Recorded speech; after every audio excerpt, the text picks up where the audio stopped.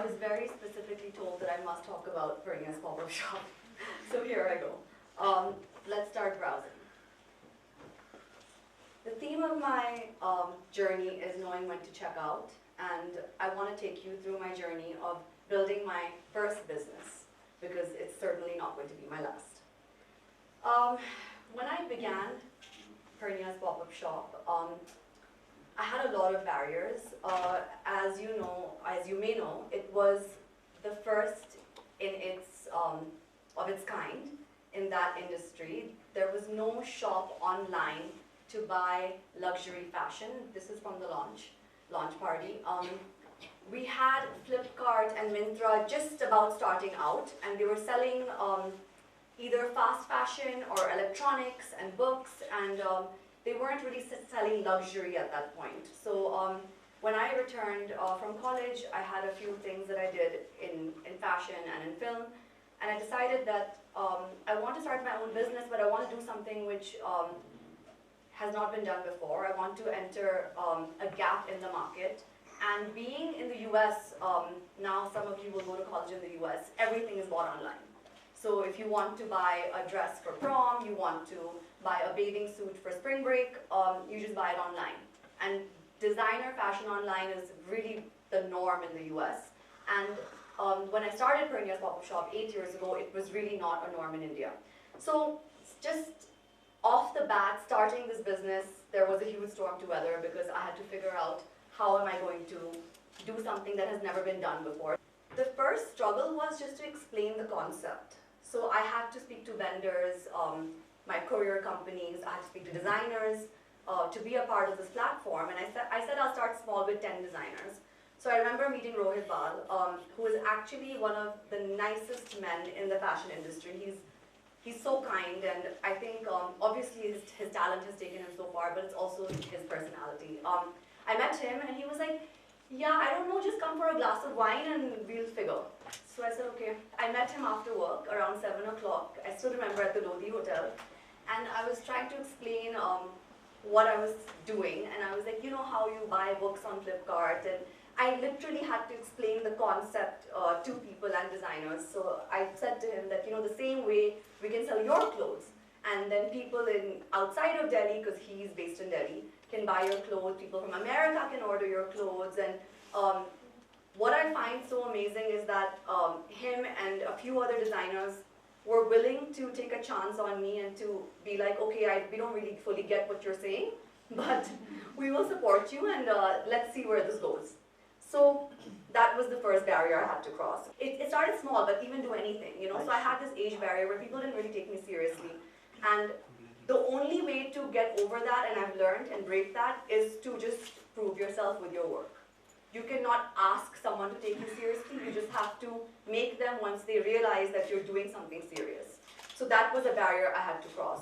Coming back to India, nobody comes on time. I'm like, but we had a meeting at 10 and it's like 10:45 and I'm sitting there at like 9:50 waiting for people. People telling me, like my designer, my IT designer who was making the website, yeah, the 30th April we'll be ready.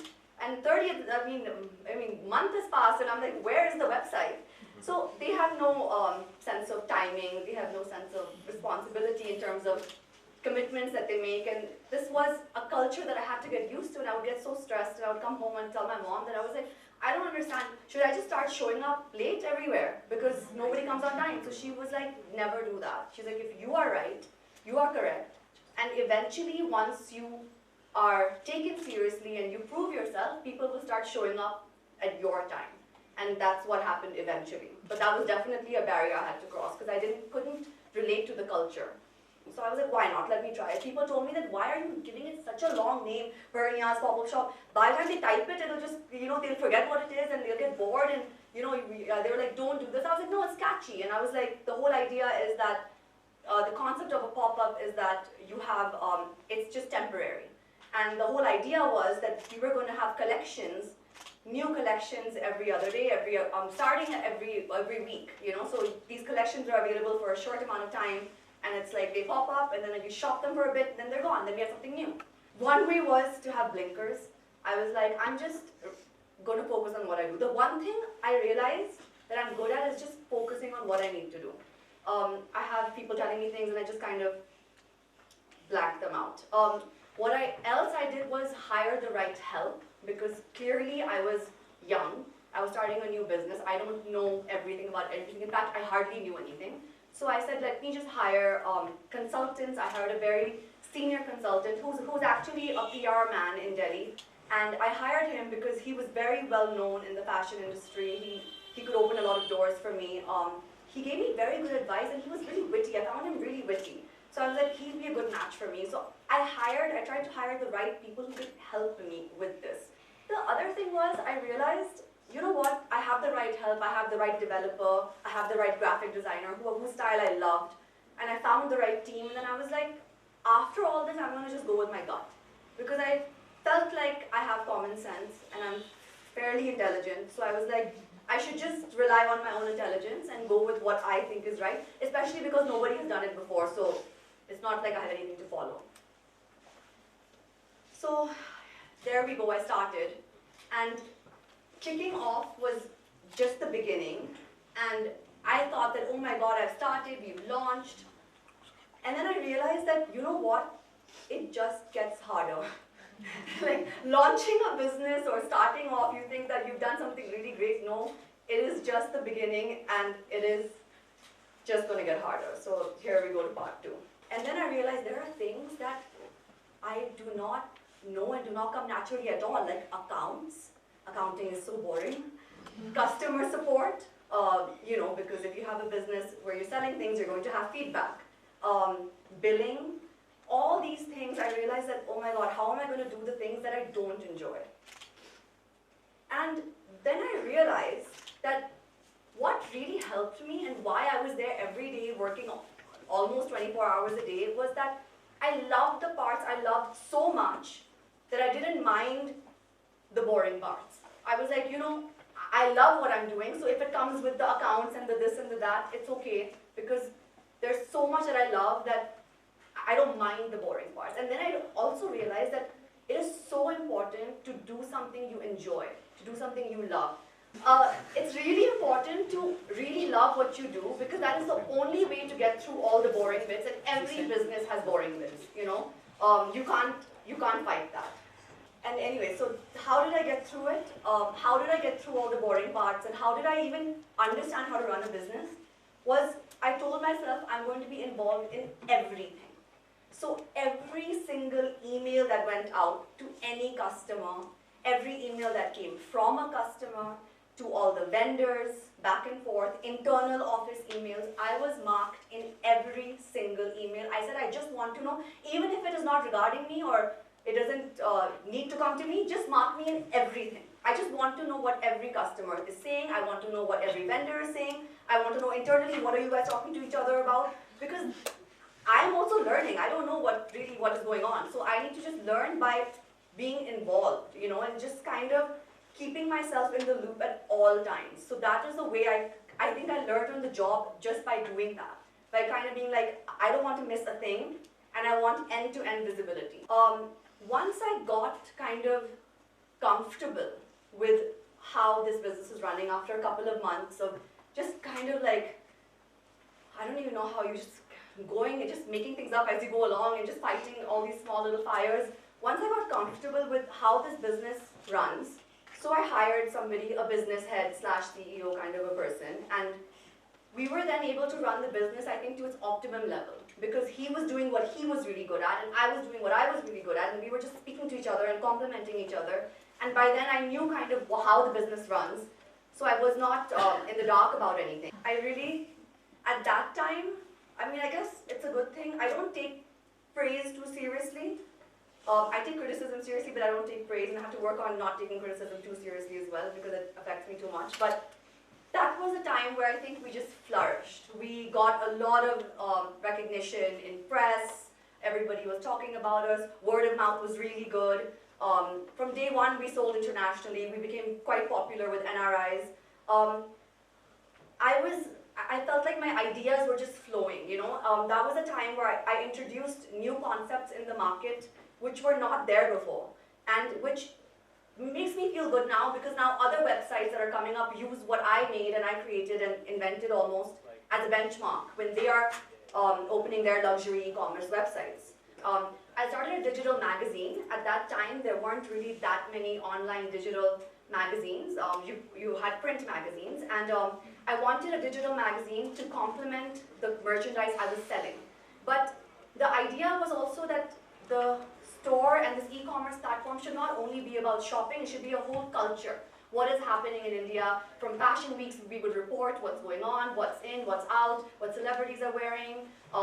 We would talk about saris. We would do amazing stories on the things we were passionate about. It was a very young team. So we did that. Then we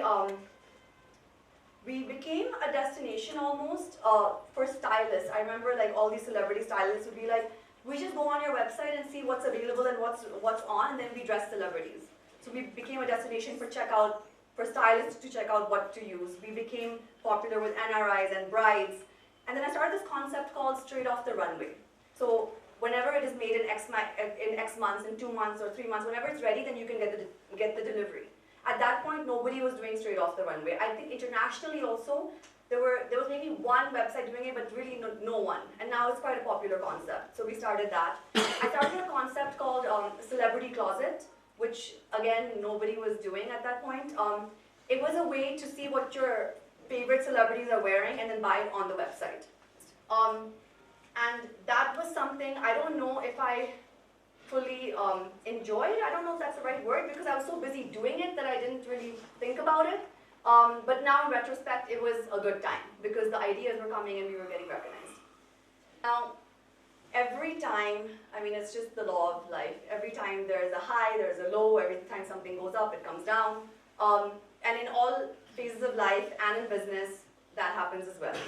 So about that time, because things were kind of really in motion, we were expanding quite a bit. The team expanded and we were like kind of on the growth spurt.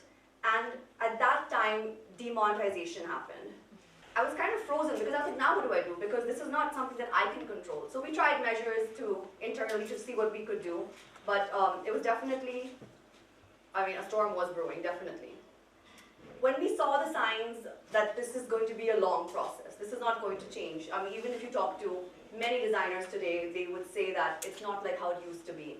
People are not shopping like they used to. So when we realized that, this is not going to go, and we've expanded and we cannot even afford ourselves at this point, let's start looking for investors.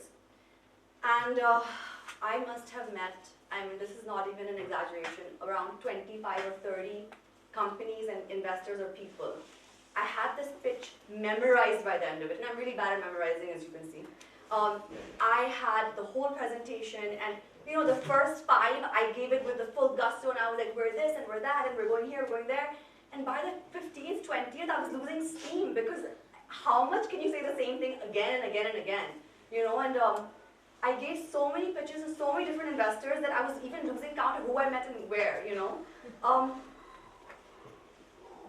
Before I knew it, it was like 300 days later, 30 meetings, and 0% success.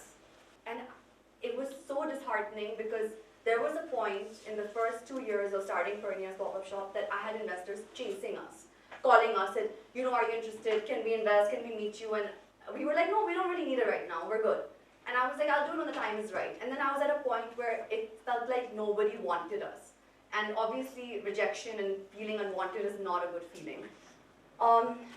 Especially when it's for reasons that are beyond your control. It's for something that you haven't done completely. Of course, there were reasons, things that I also may have done that were not great, but there were bigger reasons involved. Finally, when an investor came along, it was not an easy decision because it's not something I wanted to do. I wasn't keen. I was quite disheartened by then at that point because I had done 1 year of investment rounds. But it was the need of the hour and I had to do what I had to do. And that was what was needed, so I did it. See, building something from scratch, anything from scratch, with your love, blood, sweat, and tears, obviously it's naturally very hard to let go, Now I realize how my parents felt when I was going to college, or it's very hard to let go sometimes. And it was even harder for me because my name was literally attached to it. So I was like, how am I going to detach from something which has my name on it? It was my signature. It was my actual signature that was on it. I had a lot of support from friends and family, and especially my dad, who was very practical. He's like, it's okay, it's gone, so it's okay. And he's like, you can't be emotional in business. So I got good advice from him, and I realized that he was like, listen, they're going to expand it, your name is all over it, you're going to get free marketing, enjoy it. And whatever you do next is going to help. So I took this advice, I took advice from friends and family, and I kind of, over some time, I think it took me a couple of months, I changed my perspective. I was like, why am I looking at this negatively? It doesn't have to be a negative thing. Because moving on, letting go, checking out, can be the beginning of something new and something amazing that's going to happen next in your life. Around the same time, I started Pernia Qureshi brands, which is basically these brands that I was working on the side with Pernias Pop-Up Shop, and we're selling them on Pernias Pop-Up Shop because we were getting a lot of good data about what women are liking, the colors, the silhouettes, what they're buying, who's buying from where. So I was like, while I was like running the shop, I realized that why don't I start some brands, hire some good designers from good schools, and start these brands with the data that we have. It's something new that we just launched, and we're having a nice launch for it in Bombay in like 2 weeks. Then there are other labels with kids clothing. We've diversified to all different kinds of clothing, and shoes and accessories. So there's so much at Pernia Qureshi brands right now. Today, I still have financial interest in Pernia's pop-up shop, so I'm being rewarded for all my years of work and for my creation. I have my own business, and which is selling online, and also you can buy these at various different stores, and we're expanding slowly. I'm working on my Kuchipudi dance career. I am a disciple of Guru Raja Radha Reddy, and I take that very seriously. I take it as a blessing and an honor to be able to do that. I just got married and we're moving into a new house, and that seems like a huge mountain to cross. That is key. And I realized that every success or failure you have is a part of your journey, and it does not define your life. A life is basically an accumulation of storms and sunshine, whether it's in your personal life or work life. And the whole idea is to just ride the wave and to kind of, I realized as long as I am inspired, as long as I have a life of purpose, I will always do well, and I will always keep moving on to bigger, nicer, better things, because nobody can be you, and if you, with your experiences, you only get better. So yeah, that was my storm to cross, and I hope you enjoyed this.